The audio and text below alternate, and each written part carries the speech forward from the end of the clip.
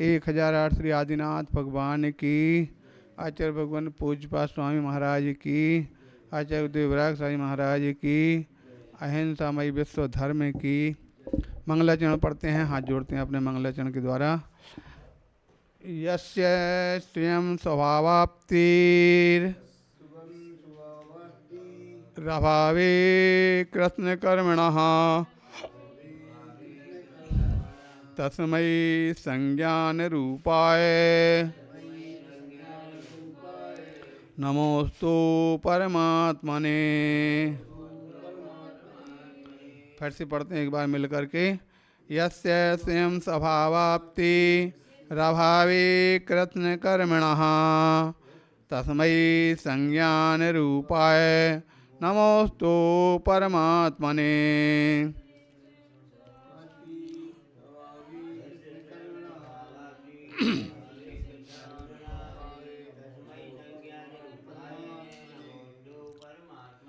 इस प्रकार से इसका पद्यानुवाद हमने किया था चौपाई के रूप में। चौपाई को भी पढ़ते हैं। कर्म नाश कर श्री जिनेश पाए शुद्ध स्वभाव विशेष सम्यक ज्ञान सहित परमात्म चरण झुकाते अंतर आत्मा। इस प्रकार से यहाँ वर्णन करते हुए आचार्य भगवान कहते हैं मंगलाचरण में सबसे पहले यत् यानी जिनके कृत्न कर्मणः संपूर्ण कर्मों के अभावे अभाव हो जाने पर, ठीक है, जिनके संपूर्ण कर्मों के अभाव हो जाने पर, क्षय हो जाने पर, नष्ट हो जाने पर स्वयं स्वभावाप्ति स्वयं अपने आप ही स्वभाव की अवाप्ति यानी प्राप्ति हो गई है। ठीक है, जब कहीं बाह्य आवरण समाप्त हो जाएगा, बाह्य विकार समाप्त हो जाएगा, तो स्वभाव की प्राप्ति अपने आप ही हो जाती है। तो कहते हैं जब जिसके संपूर्ण कर्म के विकार समाप्त हुए हैं तो स्वभाव की प्राप्ति हो गई है। तस्मै संज्ञान रूपाय, तस्मै यानी उन, संज्ञान रूपाय जो संपूर्ण सम्यक ज्ञान स्वरूप हो चुके हैं। आप सभी ने पढ़ा होगा जो है परमात्मा कितने प्रकार के हैं? 2 प्रकार के। कौन कौन से? सकल परमात्म और निकल परमात्म। अब सकल परमात्म किसे कहते हैं? सकल परमात्मा का नाम क्या, अर्थ क्या होता? सकल परमात्म सकल कर्मों से रहित हैं? नहीं, बिल्कुल गलत है। सकल परमात्म का तात्पर्य यहाँ पर सकल यानी संपूर्ण नहीं लगाना। सकल का तात्पर्य संपूर्ण लगाते हैं, ये नहीं लगाना। सकल का तात्पर्य सकल, जो कल से सहित हैं, यानी कुछ कर्मों से सहित हैं, ऐसे होते हैं सकल परमात्मा। ठीक है, क्योंकि सकल परमात्मा यानी अरहंत भगवान, जिनके अभी आधे कर्म क्षय हो गए, आधे कर्म भी हैं, इसलिए वो सकल परमात्मा। और दूसरे निकल परमात्मा कौन से हैं? जिनके संपूर्ण कर्म क्षय हो चुके हैं, वो निकल परमात्मा हैं। इसलिए उसमें पढ़ा करते हैं श्री अरहंत सकल परमात्मा। जो अरहंत हैं वो सकल परमात्मा हैं, और लोकालोक निहारी, संपूर्ण लोकालोक को जाने वाले हैं। और उसके पश्चात आगे क्या बताते हैं? ज्ञान शरीरी त्रिविध कर्म मल वर्जित सिद्ध महंता, जो संपूर्ण यानी कर्मों से रहित हैं, पूर्ण रूप से कर्म से रहित हो चुके हैं, ऐसे सिद्ध महंता जो हैं सकल अमल परम, जो है निकल अमल परमात्मा, ते हैं निकल अमल परमात्मा। ये निकल हैं, अमल हैं, ऐसे परमात्मा और निकल परमात्मा कहे जाते हैं जिनके संपूर्ण कर्म क्षय हो चुके हैं। ऐसे कैसे हैं? ज्ञान शरीरी। ठीक है, उसी शब्द को यहाँ पर बताया संज्ञान रूपा है। उसमें ज्ञान शरीरी कह दिया, इसमें संज्ञान रूप है, जो संपूर्ण ज्ञान स्वरूप हो चुके हैं, अनंत ज्ञान स्वरूप हैं। ऐसे परमात्मा ने, परमात्मा को नमः, नमस्कार हो। इस प्रकार से यहाँ पर मंगलाचरण में किसके लिए नमस्कार किया गया? आदिनाथ को, अजयतनाथ को, संभवनाथ को, महावीर भगवान को, अरहंत भगवान को। किसको नमस्कार किया? यहाँ पर सकल जो संपूर्ण परमात्माओं को, जो भी परमात्मा हैं, संपूर्ण परमात्माओं को नमस्कार। और परमात्मा कौन से? तो सिद्ध अवस्था को हम प्राप्त होने वाले परमात्माओं के लिए नमस्कार किया गया। इस प्रकार से यहाँ पर पहले इस श्लोक में मंगलाचरण करते हुए बताया। समझ में आ गया। अब इसके पश्चात दूसरे श्लोक को यहाँ पर वर्णन करते हुए बताते हैं, निमित्त उपादान से सिद्धि। ठीक है, जब भी किसी कार्य की सिद्धि होगी तो निमित्त और उपादान जब दोनों प्राप्त होंगे तभी कार्य की सिद्धि होगी। अकेले निमित्त से कार्य नहीं चलेगा और अकेले उपादान से भी कार्य नहीं चलेगा। इसका यहाँ पर उल्लेख करते हुए आचार्य भगवान बताते हैं। तो पढ़ेंगे दूसरे नंबर के श्लोक में। योग्योपादान योगेन दृष्टः स्वर्णतामतः। योग्योपादान योगेन दृष्टः स्वर्णतामतः।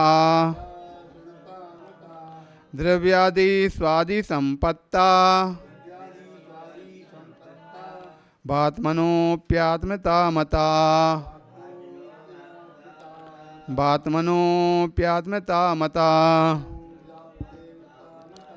इसकी चौपाई भी पढ़ते हैं। योग्य उपादान नित्य पा जाए, पत्थर स्वर्ण रूपता पाए। द्रव्य आदि पाकर त्यों आत्म बन जाता है फिर परमात्मा। अर्थात यहाँ पर कथन करते हुए वाला बोल रहे हैं, योग्य उपादान के योग से, अर्थात योग्य उपादान के मिलने पर, दृष्टः यानी दशदह यानी पत्थर। ठीक है, पत्थर के अनेक पर्यायवाची नाम आते हैं। यहाँ पर दशदह यानी पत्थर आता है, कहीं लोष्ठ यानी पत्थर आता है, कहीं और भी अनेक प्रकार से पत्थर के उपल है। उपल यानी पत्थर आता है और पत्थर तो है ही है। तो यहाँ पर दशद शब्द का नाम यहाँ पर क्या लिया? पत्थर लिया। इसीलिए कहा जाता है कि हमारे लिए जितने भी पर्यायवाची शब्द हैं उन सब का ज्ञान होना चाहिए, तभी हम उसका सही अर्थ लगा सकते हैं। किंतु अगर हमारे लिए शब्दों का पर्यायवाची अर्थ पता नहीं है तो बस वहीं पर अटक जाते हैं और कहते हैं कैसे हो गया, ये कहाँ से आ गया। तो इसलिए यहाँ पर दशद यानी पत्थर कहाँ कथन किया, जिस प्रकार से पत्थर स्वर्णता मता, और पत्थर स्वर्ण पने को प्राप्त हो जाता है। तो पत्थर स्वर्ण पने को प्राप्त होगा क्या? पत्थर स्वर्ण पने को प्राप्त होगा क्या? फिर यहाँ पे आचार्य महाराज कह रहे पत्थर स्वर्ण पने को प्राप्त हो रहा। ध्यान रखना, पत्थर कभी स्वर्ण पने को प्राप्त नहीं होता। ठीक है, पत्थर में से स्वर्ण निकलता है। भाई पत्थर स्वर्ण पने को होने का मतलब तो जो कोई वस्तु है वो परिवर्तित होकर के उस रूप हो जावे, तब तो उसको हाँ स्वर्ण पने को या कहना, पत्थर स्वर्ण पने को कहना उचित है। लेकिन ऐसा तो नहीं होता है। और पत्थर जो है, पत्थर से गला करके स्वर्ण को निकाला जाता है।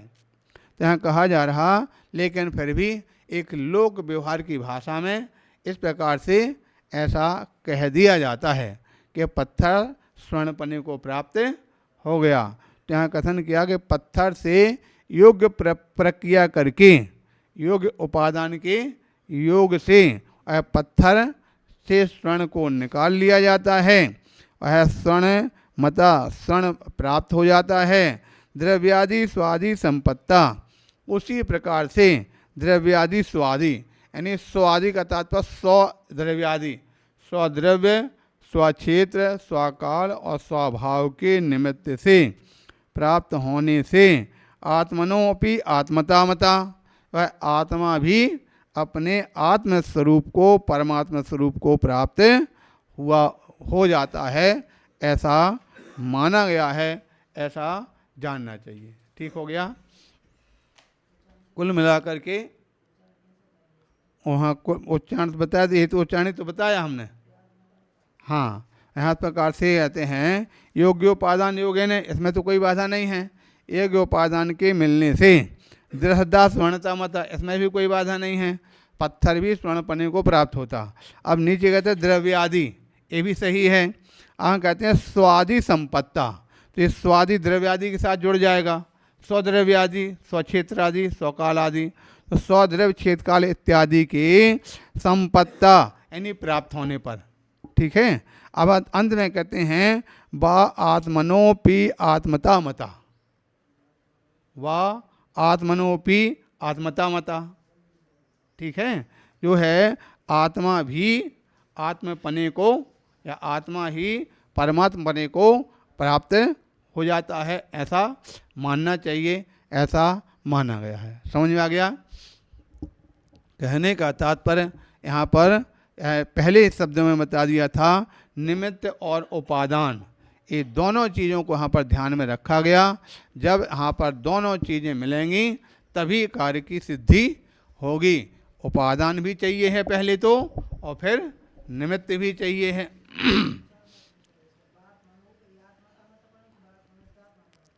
बात मनोप्यात्मता मता। हाँ, ऐसा भी पढ़ सकते हैं, बात मनोप आत्मता। हाँ, ये भी ठीक है, बात मनोप या आत्मता मता। हाँ, तो इस प्रकार से यहाँ कथन किया जा रहा कि जिस प्रकार से दोनों प्रकार के साधन चाहिए, कौन कौन से है, उपादान भी चाहिए और निमित्त भी चाहिए। जिस प्रकार से कुम्हार घड़ा बनाता है तो घड़ा के लिए पहले मिट्टी भी चाहिए और उसके लिए साधन भी चाहिए। जब अगर मिट्टी नहीं होगी, साधन कितने ही रखे रहें तो भी कार्य नहीं हो सकता। अगर साधन मिट्टी हो और साधन ना हो तो भी कार्य नहीं हो सकता है।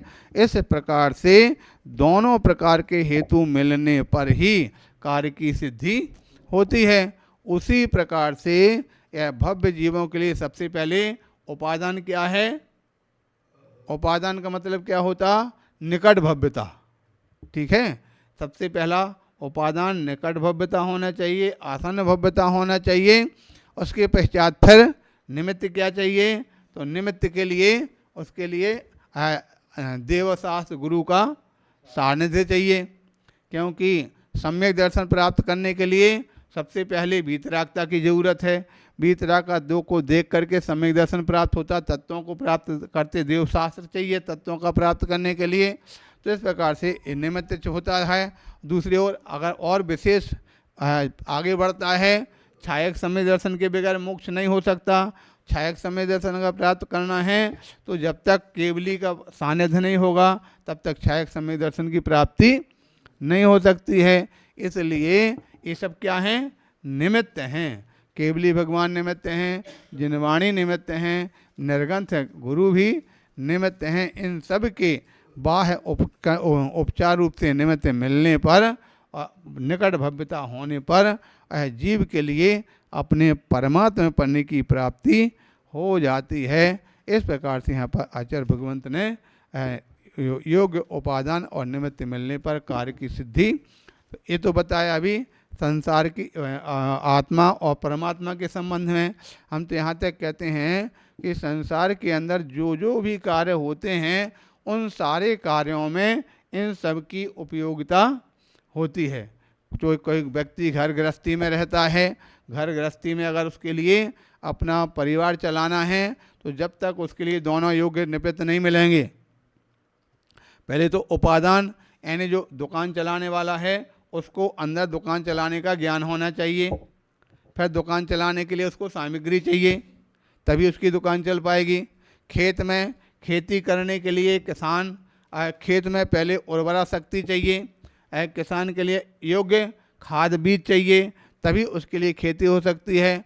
इस प्रकार से संसार के जो जो भी कार्य हैं उन सब कार्यों में जब ये दोनों प्रकार के निमित्त मिलते हैं तभी इस प्रकार से उनका कार्य सिद्ध हो पाता है। इस प्रकार से यहाँ पर हमने यहाँ पर पिछले प्रवचन में इसकी बहुत अच्छी तरह से व्याख्या की थी। द्रव्यादि स्वादि अर्थात स्वद्रव्य। स्वद्रव्य का मतलब क्या होता? जिस कार्य के लिए जो वस्तु की ज़रूरत है, साधन है, वही होना चाहिए तो वो स्वद्रव्य कहलाएगा।